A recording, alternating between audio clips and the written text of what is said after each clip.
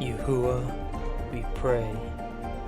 Open you our eyes, that we may behold wondrous things out of your Torah. Your word is a lamp unto our feet, and a light unto our path.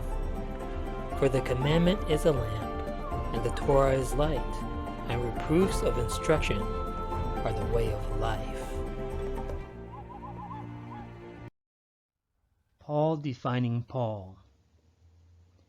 In this video presentation, we will be discussing the works of Shaul or Paul, many times called the apostle to the Gentiles. We will be looking at some of his writings in his letters found in the New Testament and really discussing what did Paul himself mean by some of the things that are found in his letters.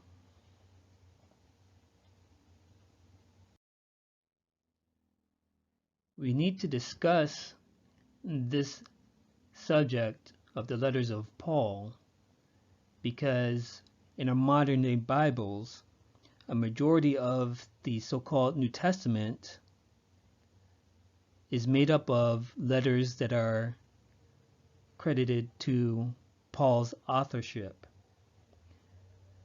So we need to really understand what was Paul's understanding, what was Paul's doctrine, what did Paul believe, and what did he teach his students.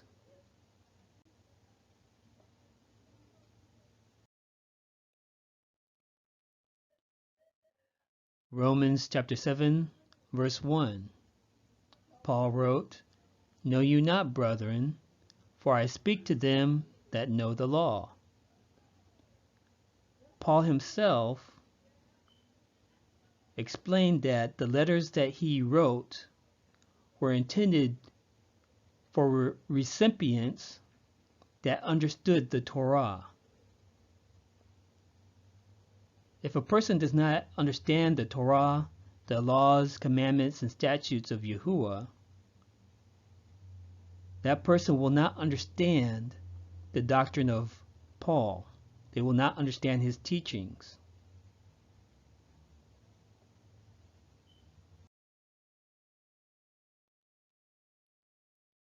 Now we're going to look at something that Kepha, or Peter, the apostle of Yahushua HaMashiach, wrote about Paul's letters. Now we know that Peter walked with the Mashiach.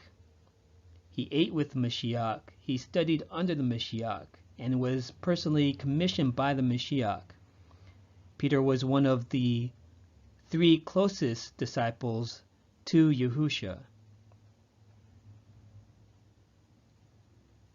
In Peter's letter, 2 Peter, and we're going to read in chapter 3 starting in verse 15, he writes, "And account that the long-suffering of our Master is salvation, even as our beloved brother Paul, also according to the wisdom given unto him, has written unto you.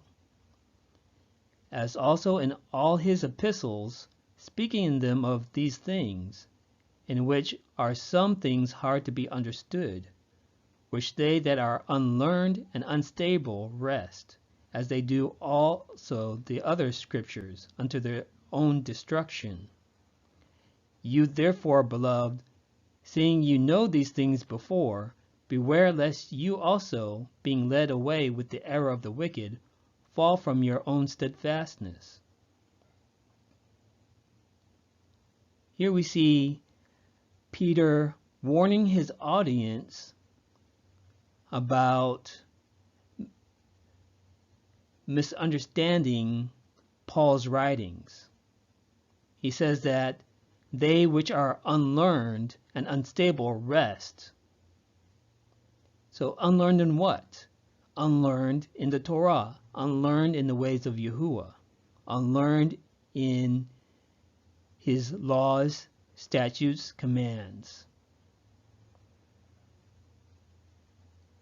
So this is a problem that we face today, especially many of us coming out of Christianity and other religions. How do we interpret the writings of Paul?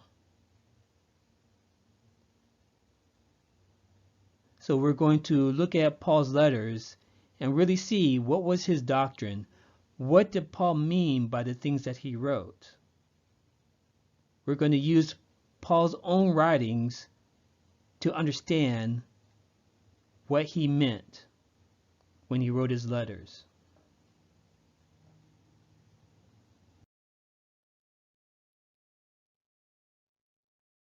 For this lesson, we're going to use Romans chapter 9 for the main text, discussing Paul defining Paul.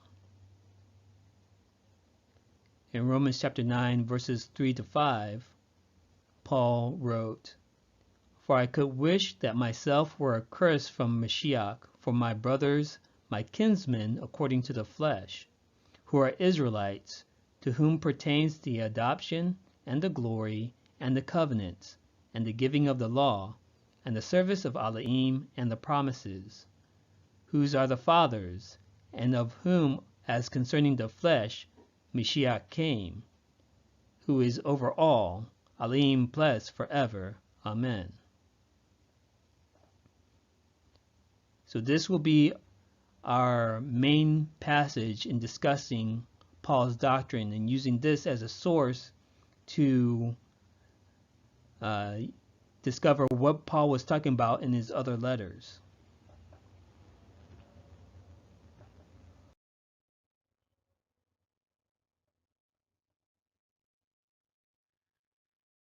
But before we really get into our main text, I have to deal with Romans chapter 9 verse 6, which has been used out of context many times. And it reads, "Not as though the word of Elohim has taken none effect, for they are not all Israel which are of Israel."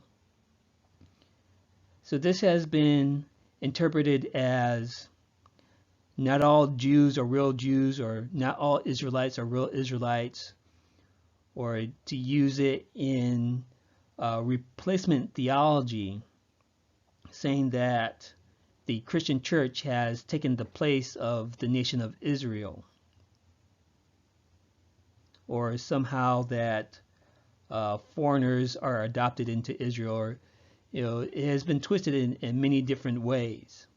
But we're going to really look at what did Paul mean by, for they are not all Israel which are of Israel.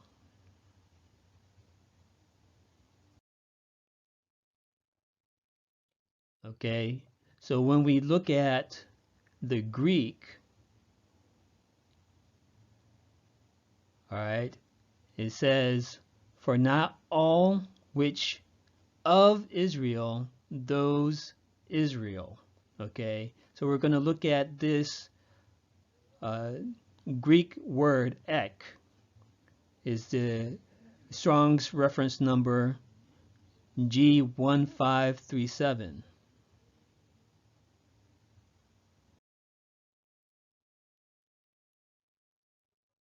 So when we look at ek or X, is out among, all right, through, without, often of completion. Okay, so when we take this understanding from the Greek and go back to the English translation, let's see what we find.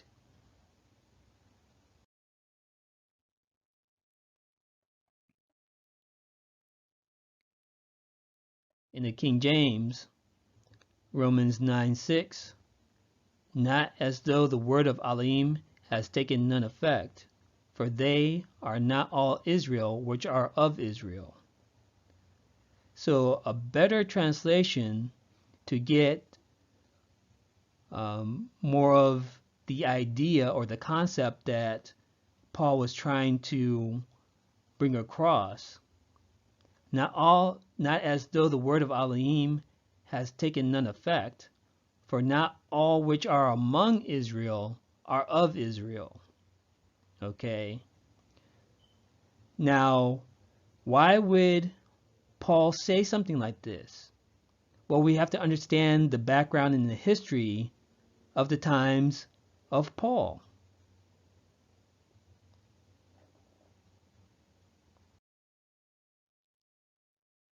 So let's continue and get more of the passage so we can get the context of what Paul was talking about. Romans chapter 9, starting in verse 6. Not as though the word of Elohim has taken none effect, for they are not all Israel which are of Israel. Neither because they are the seed of Abraham are they all children, but in Isaac shall your seed be called. That is, they which are the children of the flesh, these are not the children of Elohim, but the children of the promise are counted for the seed.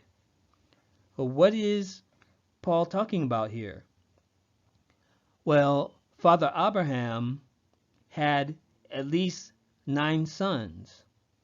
He had Ishmael from Hagar, he had Isaac from Sarah, and he had 7 sons from Keturah.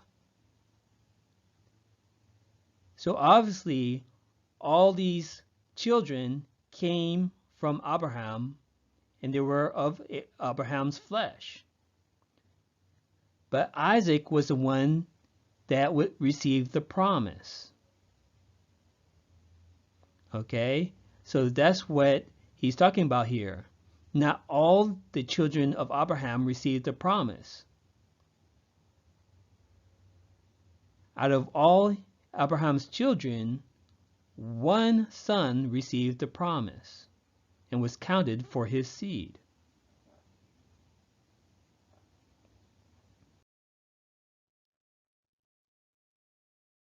Verse 9. For this is the word of promise. At this time will I come, and Sarah shall have a son. And not only this, but when Rebekah also had conceived by one, even by our father Isaac, for the child being not yet born, neither having done any good or evil, that the purpose of Elohim according to the election might stand, not of works, but of him that calls. It was said unto her, the elder shall serve the younger. As it is written, Jacob have I loved, but Esau have I hated. Okay, so Paul is continuing with this idea of promise.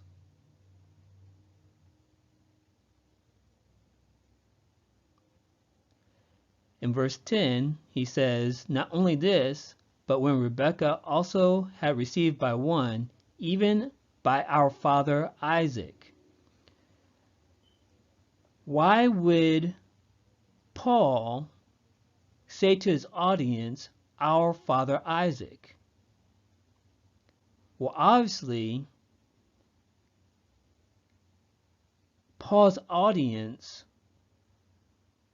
the receivers of his letter to the Romans, were not foreigners. He was writing to Israelites that were in Rome.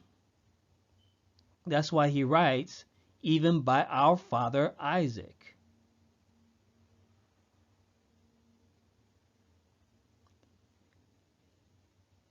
Even Paul himself was a Roman, but he was an Israelite, a Hebrew from the tribe of Benjamin.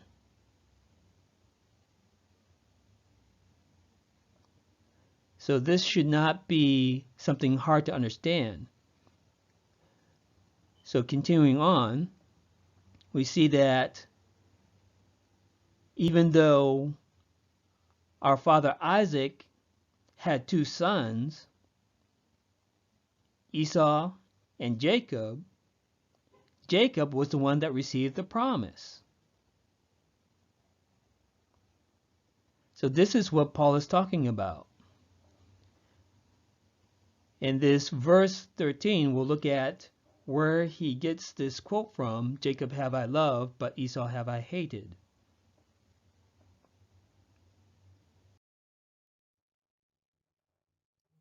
Malachi chapter 1, verse 2.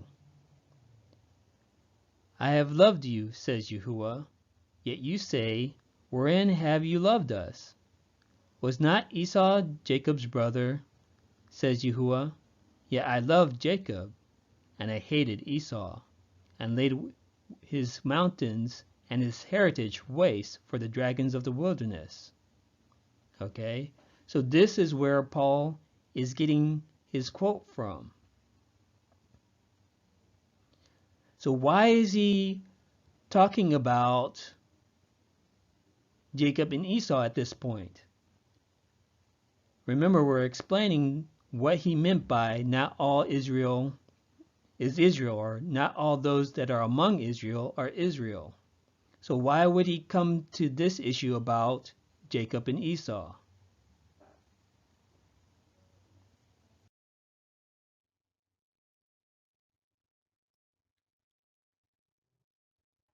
So to get a little bit of background and history,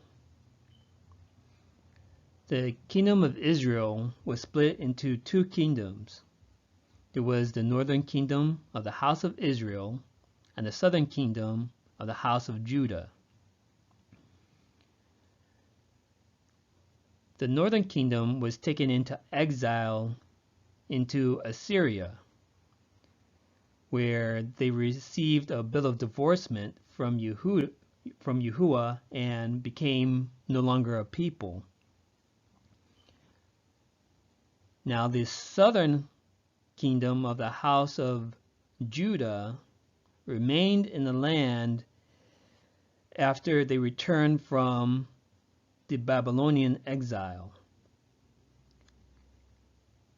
where they later were put under subjugation by the Greek-Syrian Antiochus Epiphanes,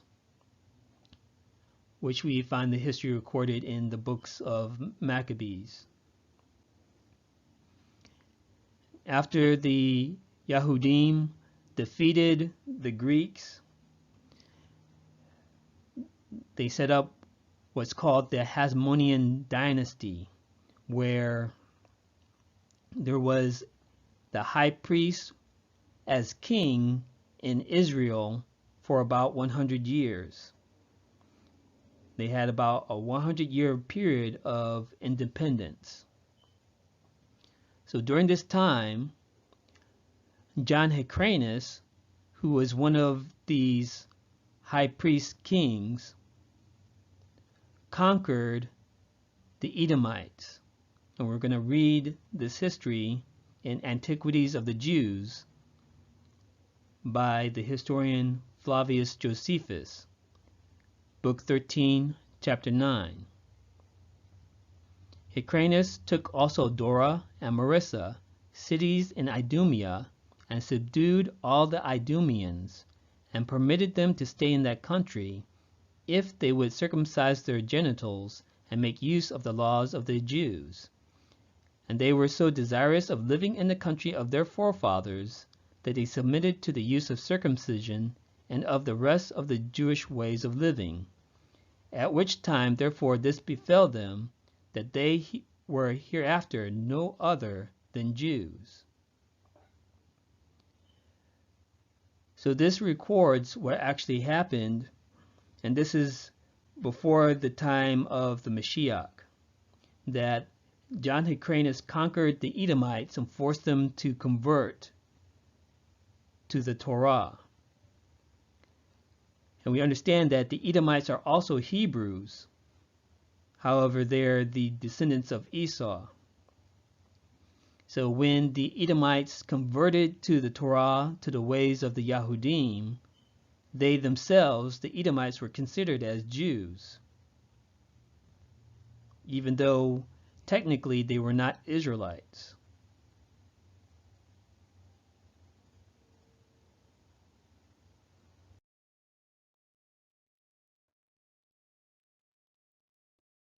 So here are some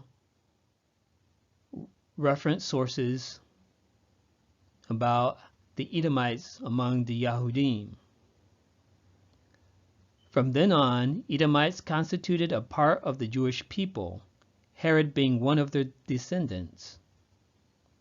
So we understand during the time of Mashiach, King Herod reigned in Judea, and Herod was an Edomite.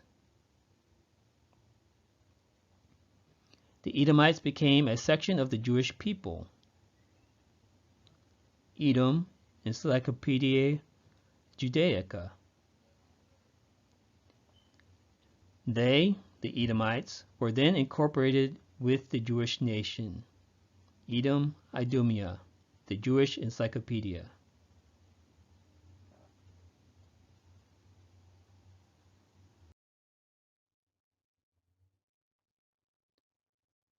So understanding that history and going back to what Paul wrote in Romans chapter 9 verse 6, not as though the word of Elohim has taken none effect, for they are not all Israel which are of Israel, or for not all which are among Israel are of Israel. This is what Paul was talking about. You had Edomites in Judea who are living according to the ways of the Yahudim, but they were not Israelites. That's why in Romans chapter 9 he goes through talking about the descendants of the flesh and the descendants of promise. Yes, Esau, the Edomites, are descendants of Abraham by the flesh, but they are not children of promise. It was Jacob who was, and the Israelites who are the descendants of promise. So this is what Paul is referring to when he says, for not all which are among Israel are of Israel. Shema Yisrael. You are the light of the world. Let the love of Yahuwah and light of Torah shine in your hearts. May the face of Yahuwah shine on you. Shalom.